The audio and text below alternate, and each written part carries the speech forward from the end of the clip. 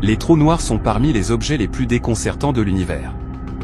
Il s'agit d'objets si denses, où la gravité est si forte, que rien, pas même la lumière, ne peut s'en échapper.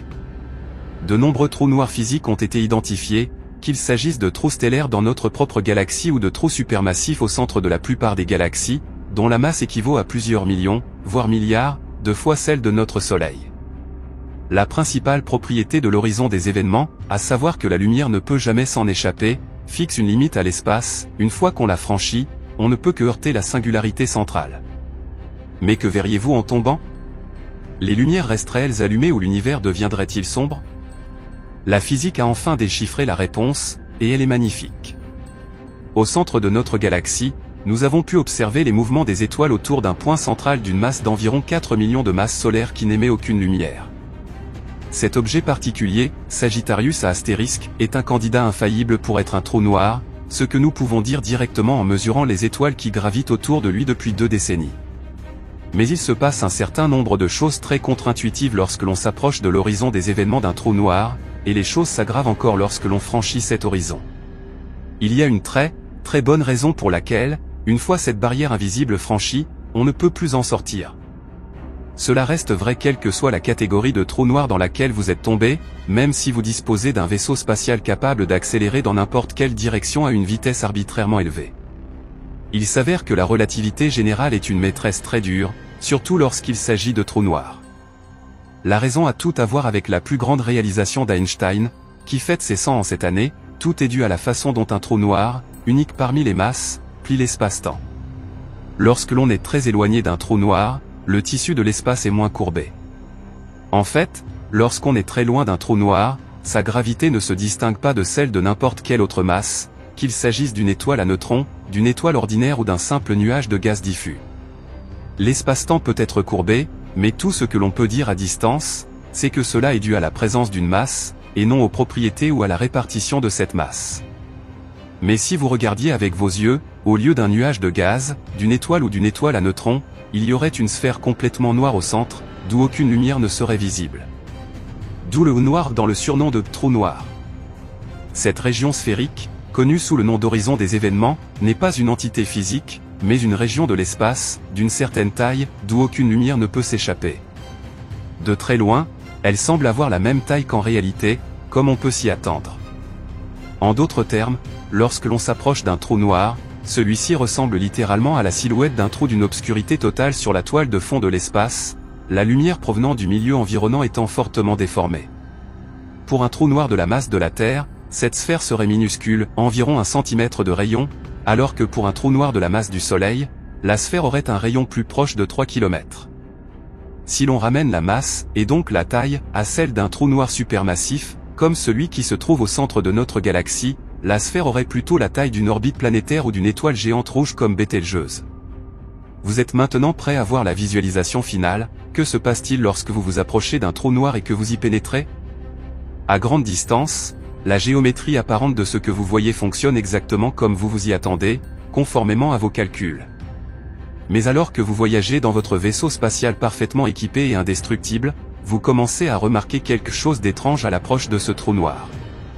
Si vous réduisez de moitié la distance qui vous sépare d'une étoile, la taille angulaire de l'étoile vous semblera 2 fois plus grande. Si vous réduisez la distance d'un quart, la taille angulaire de l'étoile sera 4 fois plus grande. Mais les trous noirs sont différents. Contrairement à tous les autres objets auxquels vous êtes habitués, qui semblent grossir visuellement à mesure que vous vous en éloignez, ce trou noir semble grandir beaucoup plus vite que vous ne le pensez, grâce à l'incroyable courbure de l'espace.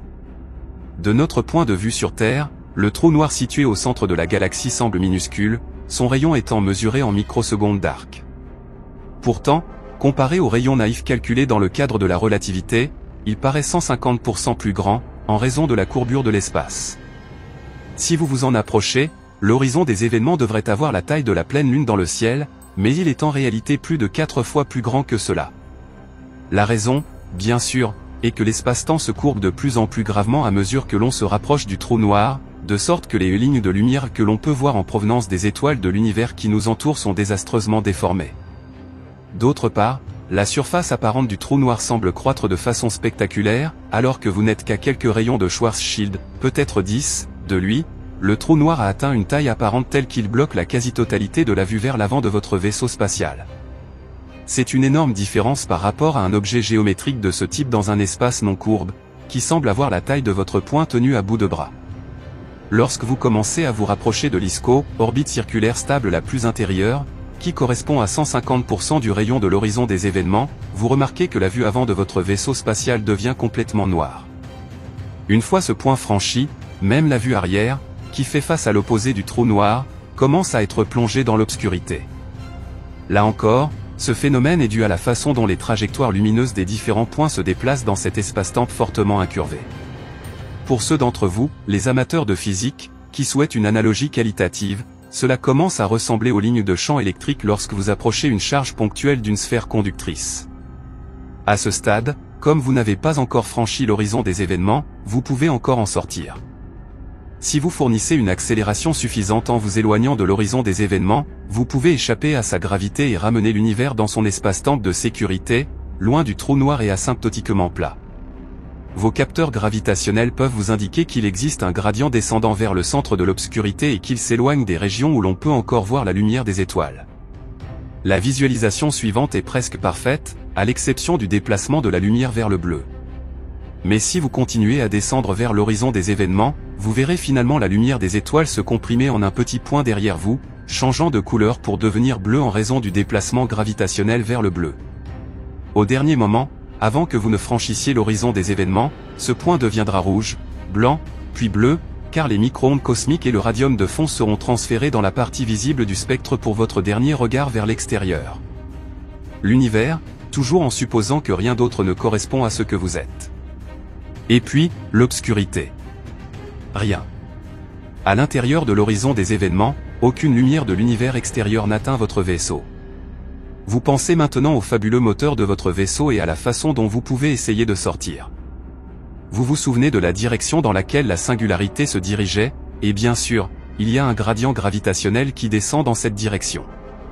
Ce traitement suppose qu'il n'y a pas d'autre matière ou lumière tombant dans le trou noir devant ou derrière vous. Ce qui est étonnant, c'est que même si vous n'êtes pas bombardé par la lumière tombante qui vous atteint par l'arrière, qui représente la moitié de l'univers visible qui a encore quelque chose à vous montrer, vous pouvez toujours embarquer des capteurs gravitationnels. Une fois l'horizon des événements franchi, qu'il y ait de la lumière ou non, vous découvrirez quelque chose de choquant. Vos capteurs vous indiquent qu'il existe un gradient gravitationnel qui descend vers une singularité, dans toutes les directions. Le gradient semble même descendre vers la singularité juste derrière vous, dans la direction que vous saviez être complètement opposée à la singularité. Comment cela est-il possible? C'est possible parce que vous vous trouvez à l'intérieur de l'horizon des événements. Tout rayon de lumière, que vous ne pourriez jamais attraper, que vous émettez maintenant finirait par tomber vers la singularité, vous êtes trop profondément enfoncé dans la gorge du trou noir pour qu'il aboutisse ailleurs.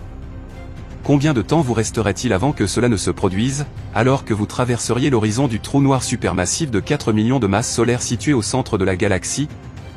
Croyez-le ou non, bien que nous parlions d'un horizon des événements d'une largeur d'une heure-lumière dans notre référentiel, il ne faudrait qu'une vingtaine de secondes pour atteindre la singularité après avoir franchi l'horizon des événements. L'espace fortement incurvé est vraiment pénible. Le pire, c'est que toute accélération que vous faites, en supposant que vous êtes tombé du repos, les autres hypothèses sont légèrement différentes, vous rapprochera de la singularité à un rythme encore plus rapide. Le moyen de maximiser votre temps de survie à ce stade, et il n'est pas très long, quoi qu'il arrive, est de ne même pas essayer de vous échapper. La singularité est là dans toutes les directions, et peu importe où vous regardez, tout est en descente à partir d'ici. Et c'est ce que vous verrez, avec vos yeux et vos yeux gravitationnels, en tombant dans l'objet gravitationnellement le plus compact de toute l'existence. Pour une fois, le Borg de Star Trek avait raison. Quand on tombe dans un trou noir, la résistance est vraiment inutile. Si vous avez aimé, n'oubliez pas de laisser votre like et de vous abonner à la chaîne. À tous les Diffnautes, un grand câlin.